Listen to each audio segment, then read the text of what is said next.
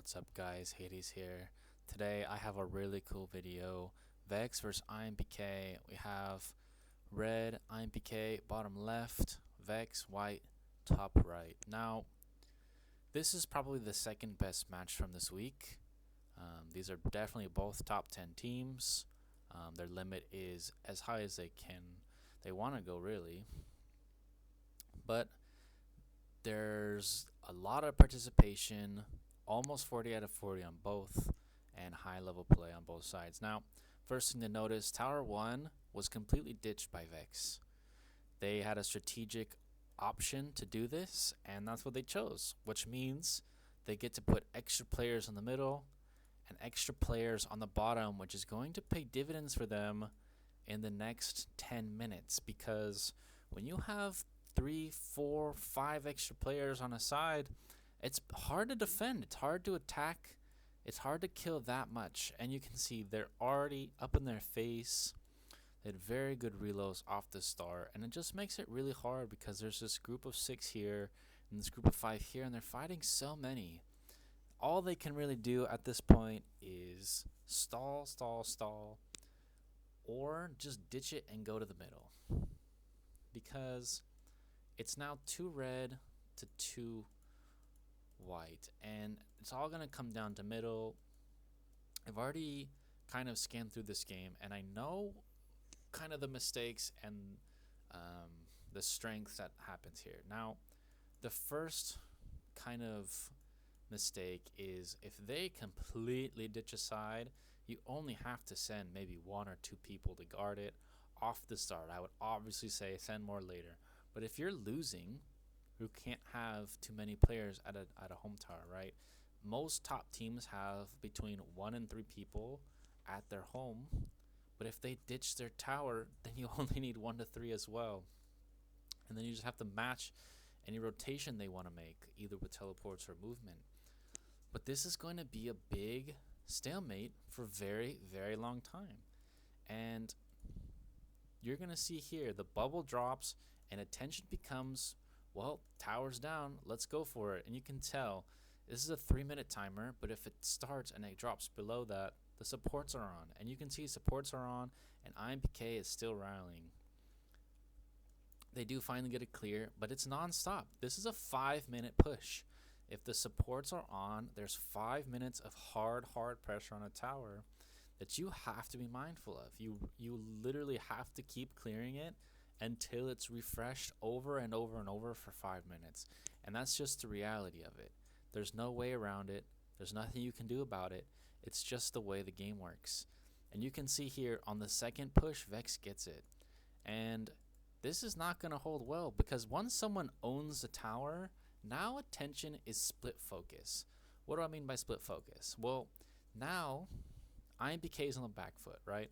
They're losing 15 points per second more because it's neutral on the sides, and they're losing middle. So what does that mean? VEX doesn't have to even think about the tower. They can just hit it when IMPK ever goes for it. Otherwise, they just hit the turret. But now IMPK is like, well, we need the turret and we need to kill the VEX players. So what do? It's called split focus. They have to be thinking about the tower, but they also have to be thinking about the players near them, if they're going to be hit by them or not. And this becomes a very difficult situation to be in, and it's one I don't like being in personally. So what are your options? Well, there's still a battle happening in the bottom, right? So what do? Do you keep fighting here, or do you reinforce these players into the middle? Well, the answer is people just go middle. People like to fight. They're going to keep fighting, and that's okay. But you have to be mindful what's worth it and what's not. Second thing, you have to have good fundamentals. You cannot let anyone get in, right? So it's very important that anyone in the home base is not allowed to come back into the middle. And this is going to be blocked, and you have to keep doing it, or the game is really just going to be over for you. Your other option is to rotate. Well, where do you rotate? There's 4 here. This is a hard one. And then there's about 8 to 10 here. This is also difficult. So you have to fight, and you have to keep fighting until you see an opening, right? And where do you find that opening? Well, you have to create it. The opening needs to be fought through combat. You have to push through and port the players. You can see here, IMPK is pushing forward. They have more people in the front. This is actually a prime position. I'm going to pause it here. When you look at the tower, I see 1, 2, 3, 4, 5, 6, 7, 8 IMPK players touching tower. There's just one pesky person that got in. This should never happen. And then there's 1, 2, 3, 4. We can count this as a 5th player. So they have the advantage there. They also have equal or greater numbers from behind. So what do? This is the time to all in. Timing and all in is very important. I'm going to let this play out, but that's not what's going to happen. Why is this the time? Well, any of these back players that go for an all in can easily be hit by one of these IMPK players for multiple damage hits, which creates a disadvantage, right? But here comes the all in. You can see all the red lines, 40 seconds, 1 minute. If it goes from that, it usually means that the support got kicked out and then just gets reset. Now, this has to be timed. It has to be timed well. All players need to be on the same page. They have to be able to do it, or it just doesn't work. And you can see here that those players in the front line, they should not be using their mains to go in, because then if they just die, and if you die, you lose all the positioning, and you lose all pressure. And that's just not a good thing to do. So they have pretty much 3 options, right? Battle it out in the middle. You've already been doing it for 25 minutes. You should get a sense of, like, is this working? Is this not working? Can we do this? Can we not do this? Or do you do something else, right? Now, Tower 4 is a little bit exposed. Only 6. There's a few players on the low side. It's actually more like 5 because there's so much HP gone. There's only 3 people at Tower 2. That's kind of pretty easy. And then there's only 2 in the home base. So, like, can you go distract them at Tower 2 or get them off guard at Tower 4? Like, do you keep fighting? Well, this is something that comes with experience. There's no, like, perfect answer. You have to come up with these things in the middle of battle, which is tough to do. And that's why you need most players in the micro aspect, rallying, attacking, clearing reloads, blocking reloads, all the fundamentals. And then you need to have strong commanders, making sure everyone's on the same page.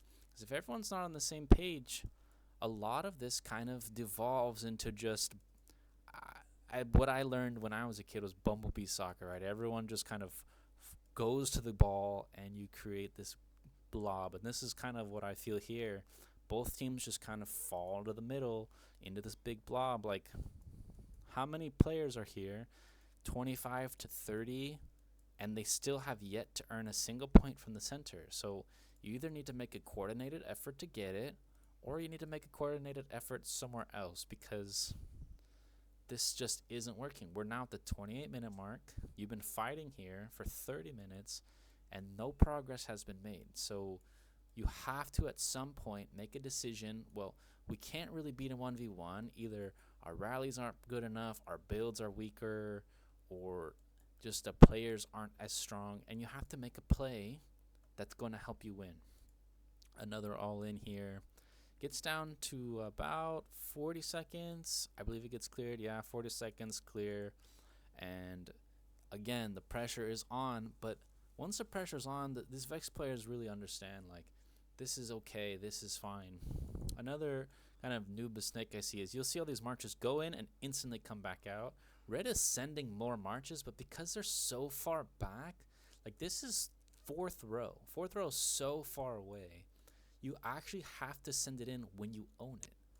Now, if you own it for half a second, you send it in, and then they clear it, well, then your march is going to go in and come back out, and nothing's going to happen. And I call that bouncing. And most of the players bounce it out of the tower, and then nothing happens. You need to get a foothold in the tower, then secure the tower, then defend the tower.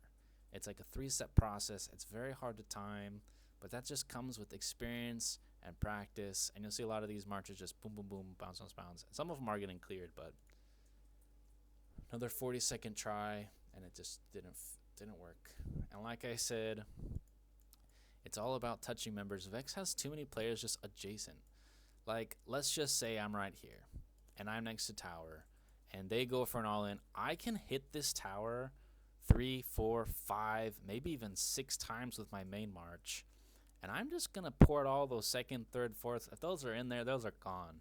I'll clear 3 or 4 of them with my main, and I'm just gonna do it over and over. But guess what? All of my teammates, if I am on the white side, can do that on repeat. And so a closeness matters, right? First row versus second row versus third row. If you've ever done a city siege, the people in the front always do more damage. Why? Because they can hit it more times. They can cycle it through.